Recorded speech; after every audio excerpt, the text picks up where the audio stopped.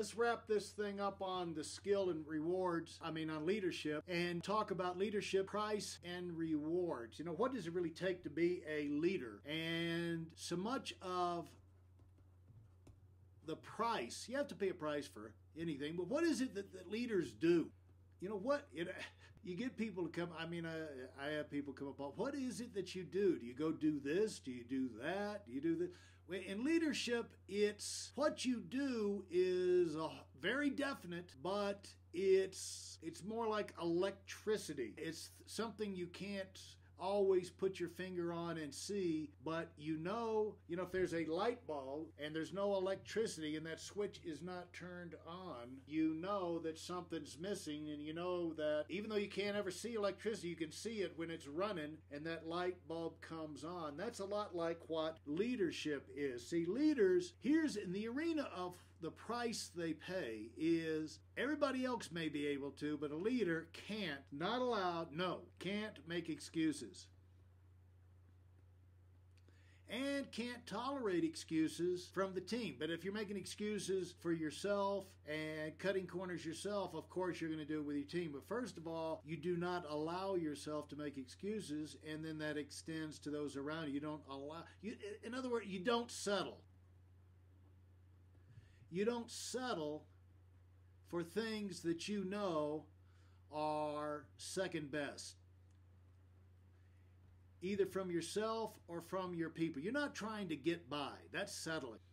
You don't have the luxury, no luxury of quitting. You give that up.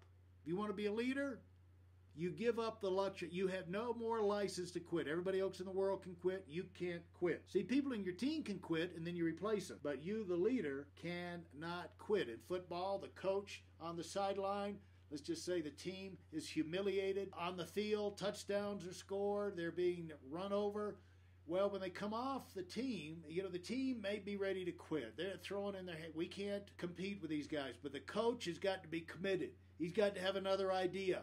Another way. He's got to have something to come up and inspire that team. That coach cannot show quit. See, what the price that you have as a leader is you spend your time. See, this is you spend your time thinking. Most people spend their time thinking about themselves, what they've got to do, this, that, and the other. A leader will spend the bulk of their time thinking about others. They'll spend their time thinking about the future, looking down the road, looking out for possible dangers, opportunity, competitive edges. See, they're in the parent type role. They're not spending the bulk of their time thinking about, they're spending more time on others than themselves.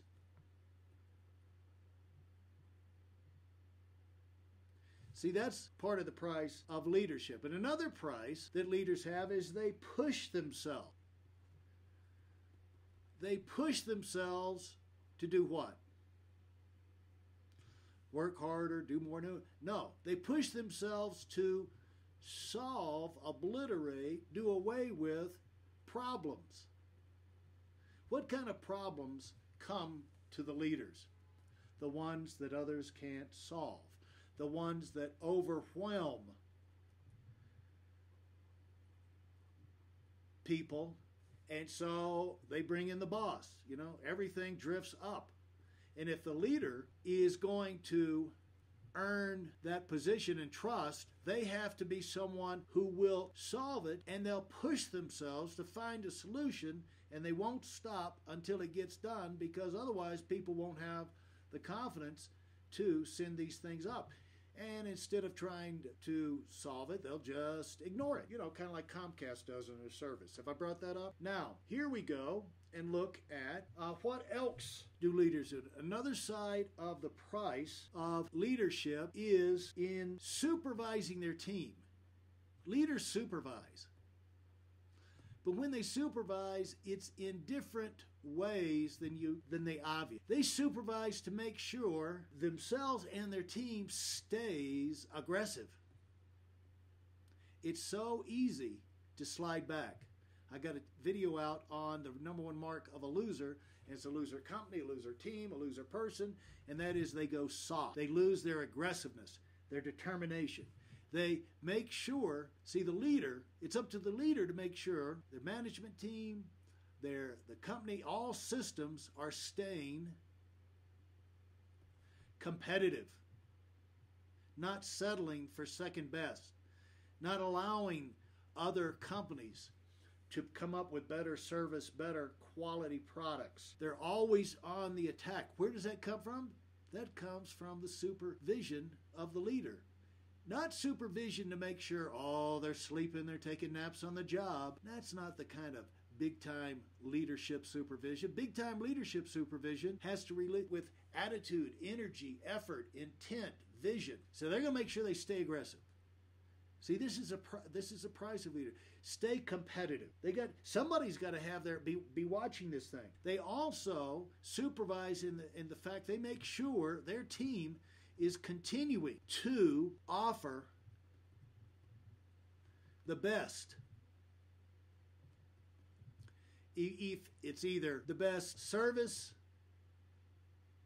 the best products, the best advice, whatever it is that you're doing, whatever you're making or service you're performing, they make sure no one's doing a better job, that they're ahead of their competition. They maintaining competitive edges. So they make sure that not that they were in the past, they are now, but they looking ahead, that they continue to offer the best. And also, they supervise, keep an eye on all things that are happening right now and in the future to make sure to make strategic adjustments. It's not good enough just to have a game plan. You got to be able to make adjustments. It's like Mike Tyson said, yeah, everybody's got a plan when they get in the ring with me. And they got that plan until they get hit the first time. Then that plan goes out the window. And see, if you can't make adjustments, you start a football game, everybody's got a plan. But then you don't know what's going to happen. You start your month, you launch a new product, you go into a new territory, you got a game plan. You're excited, you're sold. And then things go wrong. Surprises happen. It's up to the leader to keep an eye, to supervise, not leave it to chance, to make strategic adjustments to not hope, but to ensure growth. You see, that tells you how much and how many adjustments need to make to where that leader is sure in their heart that they know they have done more than enough to make sure that even if everything goes wrong, they got enough in place to ensure growth anyway. They've got enough going on that they can overcome any kind of barriers, things like that. People will stay aggressive, stay competitive, and they'll be able to meet the challenges. See, those are the prices that you don't think about doing when you've got just a much more simple mechanical type job to do. But those are the things that define outstanding great leaders. Now, the rewards, because they're operating and they're looking out for everyone else, the rewards are incredible. They've got the top incomes. You know, there's a price. It's not something 9 to 5. They're thinking about this stuff all the time. But the payoffs are incredible. They get the greatest rewards of all kinds. Whatever rewards there are out there, they meet people they couldn't meet otherwise. They go places. They travel. They have experiences, rich, varied, a nice variety, inspiring, challenging, stimulate, not just things, but the experiences they go through. That is part of the rewards that go to them. And of course, the things you see, they live in the best neighborhoods, you know, all the things that you can buy. You know, they live in the best neighborhoods, homes, their children go to the best schools. And of course, anything they want in terms of cars, vacations, things like that, it's pretty much whatever they want to do. And they're able to provide for others in a whole nother level. You go down to Palm Beach, and it is sick with charity balls and charity golf tournaments and foundation meetings and this, that, and the other. And what it is, you have people who have done well in life, and they're giving back And they're not giving back 50 cents, folks. They're not pledging, like $50 a month.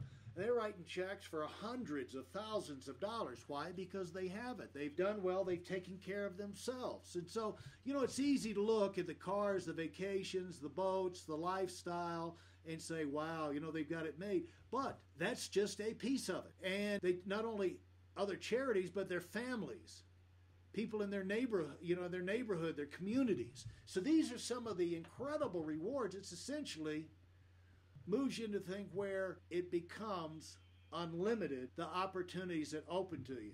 So that wraps up the thing about leadership. You want to focus in on developing in your life the skill that pays the most, that gives you the biggest rewards, not just a paycheck, but rewards of all kinds that elevate you to where you're not worried about. You go way beyond financial independence to wealth and to be able to giving back to others and making your life count in many, many other ways. And not just the income, but the people you meet, the experiences, the places you go. If all of that sounds interesting to you, folks, you might take a look at the leadership position, because you just might be the kind of person who can do that job and make a huge impact in your life. That's the skill that pays the most. Got any comments on that? Let me know, and hopefully this helps.